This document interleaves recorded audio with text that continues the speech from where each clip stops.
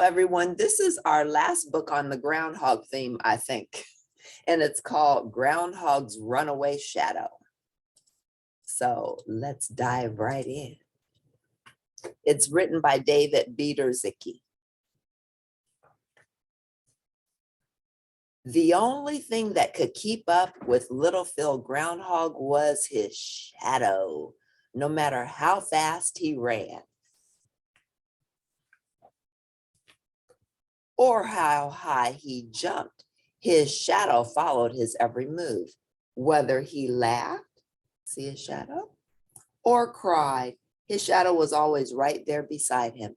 Even when Phil felt small, his shadow could make him feel bigger.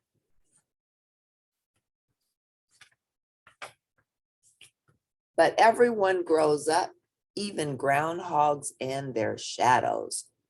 Grown-up groundhogs are expected to act a certain way, but Phil's shadow had other plans. See his name on his lunchbox, Phil.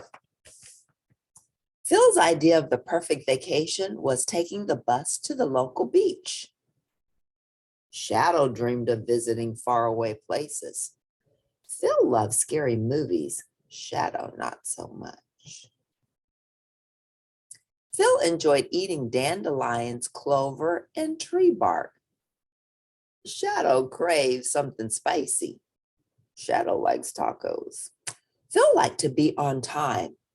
Shadow liked to stop and smell the roses. At first, Phil found Shadow's behavior amusing, but a little off key. Guess he's not playing the trombone so well.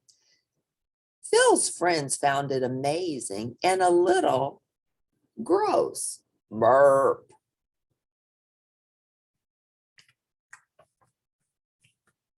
But soon it got annoying and then downright embarrassing.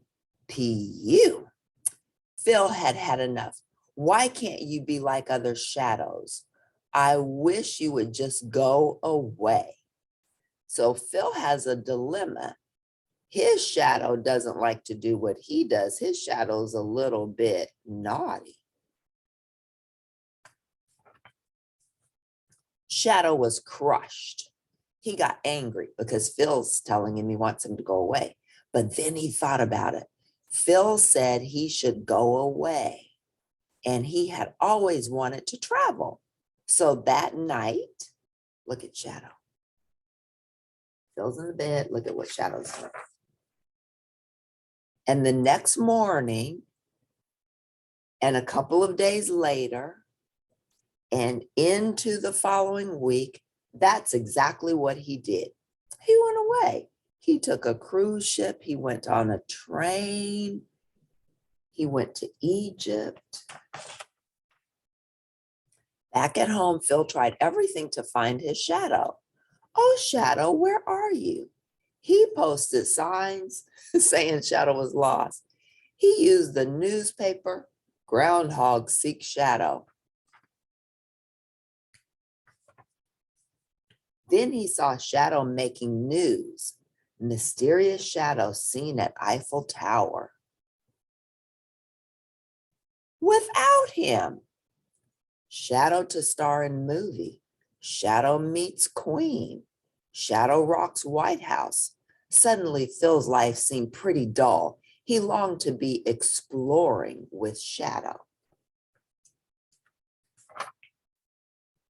Halfway around the world, Shadow realized something was missing. He had no one to share in his adventures. Look, everybody else has their shadow, but Shadow has no one. The thought of searching for Shadow scared Phil silly. He'd have to travel far and wide, but the next morning and a couple of days later, so plane, ship, and into the following week, that's exactly what he did. He's traveling far and wide. He searched shadow, shadow, shadow, and searched, shadow, and searched some more. Finally, when he could search no longer, he had an idea. He began to play. And when he did, he heard someone gently accompanying him. The two friends played together, this time in perfect harmony. And the next morning and a couple of days later and forever after, that's exactly what they did. Except sometimes on February 2nd, because on February 2nd, sometimes Phil will see his shadow, sometimes he won't. So we all have shadows. They follow our every move. But what if one day yours decided not to?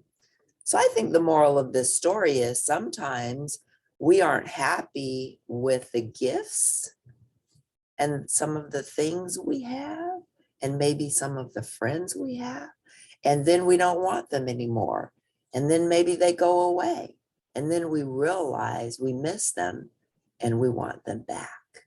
So always be careful what you wish for and think twice before you get rid of someone special to you. If you like that story, press like at the end and I'll record another story for you. See you next time. Bye.